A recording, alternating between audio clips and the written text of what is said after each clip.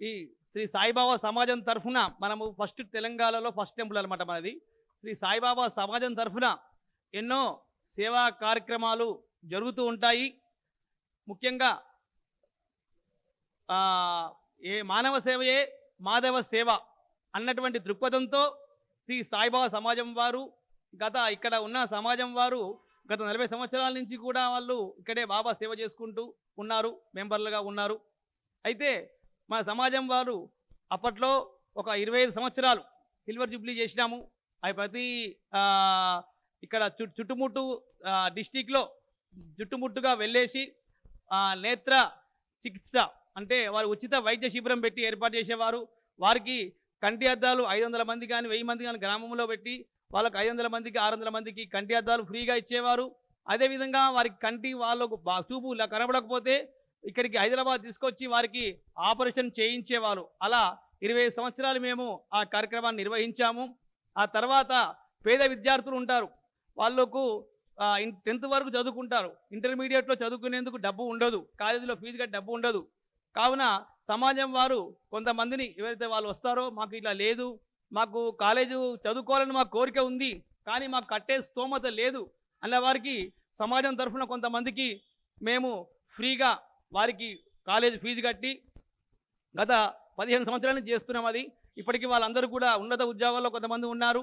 ఇప్పటికీ ఆ యొక్క కార్యక్రమం పేద విద్యార్థులకు ఇప్పటికీ జరుగుతూనే ఉంది. అది తర్వాత మేము ప్రతి నెల మూడో శనివారం నాడు ఇక్కడ చాదలగట్లో మలక్పేటలో బ్లైండ్ స్కూళ్ళు ఉన్నవి, వారికి మేము సబ్బు, వంటి సబ్బు, రిన్ సబ్బులు, మళ్ళీ పేస్టు, బ్రష్లు, కొబ్బరి నూనె వాళ్ళకి నెలకు సరిపడే సదుపాయాలు కూడా సాయిబాబా సమాజం వారు వాళ్ళకు సమకూరుస్తున్నారు. తర్వాత కొంతమందికి కొన్ని సంవత్సరాల కింద ప్రతి పేద విద్యార్థి గవర్నమెంట్ స్కూళ్ళల్లోకి వెళ్ళేసి వారికి నోటు బుక్స్ లేకపోతే సమాజం తరఫున వారికి నోటు బుక్స్ కూడా ఈ చుట్టుపక్కల స్కూళ్ళలో మేము అందజేశాము. ఆ కార్యక్రమం కొనసాగుతుంది. ఎన్నో సేవా కార్యక్రమాలు ప్రతిరోజు కూడా ఈ యొక్క డిస్పెన్సరీ మనం పెట్టాం కదా, ప్రతిరోజు ఎంతోమంది వచ్చి వాళ్ళకు ఆరోగ్యం బాగాలేని వాళ్ళకు ఇక్కడ ఫిజిషియన్స్ కానీ మళ్ళా గైనకాలజిస్టులు తర్వాత ఆప్థమాలజిస్టులు వచ్చి వాళ్ళ యొక్క స్కిన్ స్పెషలిస్టులు వాళ్ళు వచ్చేసి వాళ్ళు సేవ చేస్తారు. సమాజం తరఫున ఆ విధంగా వాళ్ళు జరుగుతూ ఉంది, సేవా కార్యక్రమం జరుగుతుంది సమాజం తరఫున. తర్వాత ప్రతి గురువారం అన్నదాన కార్యక్రమం కానీ ఏదైనా ఆపద వస్తే వారికి పోయేసి సమాజం తరఫున వారికి మా సాయిబాబా సమాజం ఈ విధంగా అని చెప్పేసి వాళ్ళకి సమాజం వాళ్ళు ఆదుకోవడం కూడా జరుగుతూ ఉంటుంది. ఎన్నో సేవా కార్యక్రమాలు కూడా ప్రతి నెల ఏదో విధంగా చేయాలని సంకల్పంతో ఈ యొక్క సాయిబాబా సమాజం వారు చేస్తూ ఉంటారు. తర్వాత మళ్ళా అక్కడ సాయినామ సప్తాహము అనే ప్రోగ్రాము ఎవ్రీ ఇయర్ జరుగుతుంది.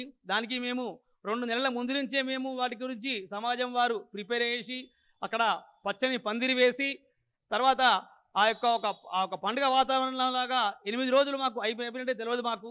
ఎందుకంటే అఖండ సాయినామ సప్తాహంతో భక్తులందరూ ఎంతోమంది వస్తూ ఉంటారు.